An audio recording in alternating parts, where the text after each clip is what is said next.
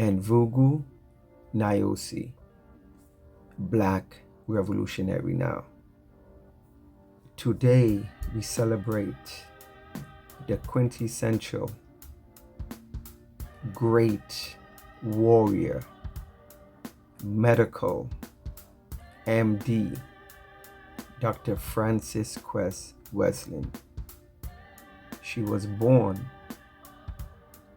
on March 18, 1935. Today, as we honor this great ancestor, this great warrior, we have to put in perspective on her dedication, not only to her people, but for calling out white supremacy and the system of white supremacy. When you look into her work,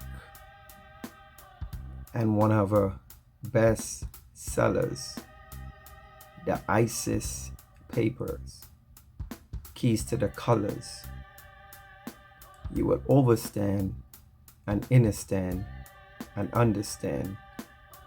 who she was and what she stands for. Every Black person on the planet should know who was this great warrior, woman, mother, wife, friend, colleague. She gave an example of bravery, persistence. She dedicated her life for her people. She was a medical doctor, so that means she could go anywhere in the world and practice her skills, but she chose to stay right in the belly of the beast and fight for her people. So that is why it is so important, it is so essential that we African Black people pay homage and honor the great warriors who came before us to clear the path of what we need to face today. What can I say? I could go on and speak on the greatness of Dr. Frances Cress Welsing, and rightfully so, it will be my honor to continue to praise and pay dedication to one of our greats. Happy, earth strong, beautiful warrior, Dr. Frances Cress Welsing. We will continue your great work and legacy. Check out this video on this warrior queen, Dr. Frances Cress Welsing. Peace and Black power. Black revolutionary now? Well, the Cress theory was an attempt back in the late 1960s to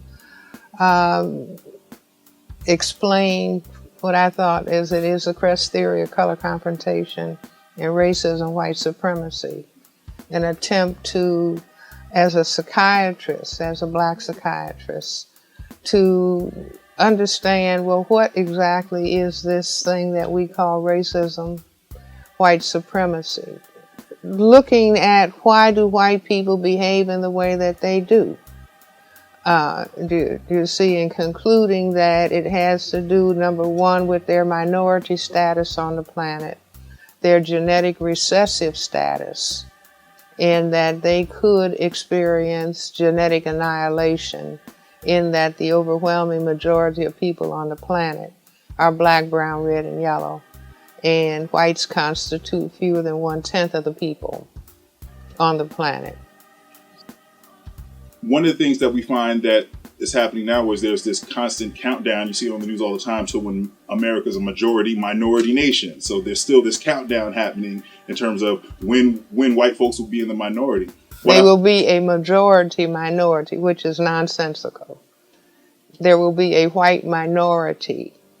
If the non-white, if the black, brown, red, and yellow people are here, they will be the majority and whites will be the minority.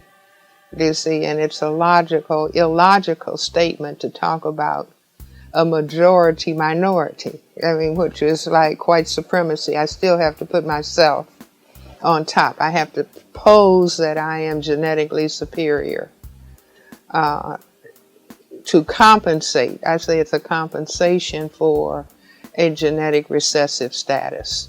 Well, I think I was the first person to talk about white genetic annihilation in those terms, and that racism is ultimately a total system for white genetic survival and to prevent white genetic annihilation on a planet that has the genetics and the demographics that exist on third planet from the sun, which is planet Earth. So I was the first to put it in those terms, and my thesis has not been refuted. I would say that if my definition is understood, that racism, white supremacy is the fear on the part of people who classify themselves as white about white genetic annihilation and the concern for white genetic survival. This would therefore mean logically and specifically that the focus has to be on black males, because black people have the greatest genetic potential to produce the black pigment melanin, which gives off skin color. And since we have the highest level of genetically determined ability to produce this pigment that can cause white genetic annihilation, and it's only males who can impose sexual intercourse.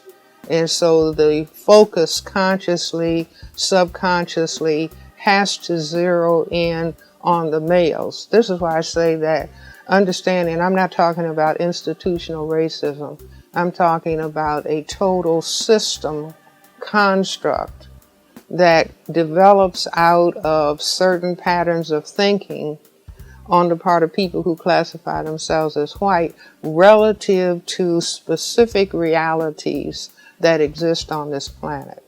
And so then once that is understood, that the fear of genetic annihilation that takes to the focus on the male, the black male person, as being the number one perceived threat, the number one enemy, and everything flows from that.